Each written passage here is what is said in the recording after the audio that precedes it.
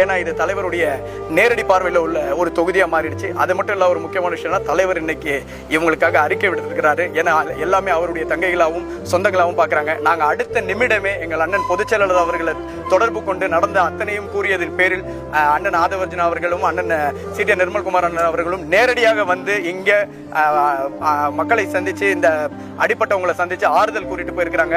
எந்த சூழ்நிலையும் இதில் வந்து நம்ம முன்வச்ச கால பின்வைக்க விட மாட்டோம். அந்த அளவுக்கு வந்து நம்ம வந்து தெளிவான ஒரு முடிவில் இருக்கிறோம்.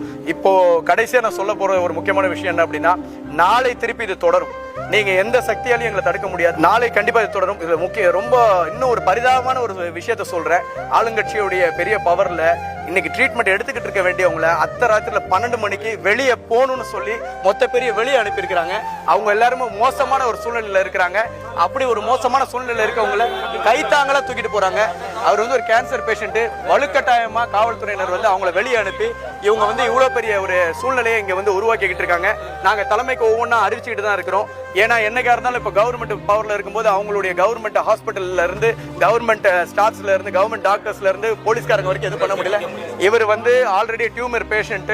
இவர் ரொம்ப இல்னஸ். இந்த 3 லேடிஸ் ஆட்டோல அழைச்சி கொண்டு போன ஒரு காரணத்துக்காக பண்ணிருக்காங்க. இவங்க வந்து பிரெக்னன்ட் லேடி. இவங்க பிரெக்னன்ட் லேடின்னு கூட ஒரு ஈவு இறக்கமே இல்லாம இவங்களை தாக்கி இருக்கிறாங்க.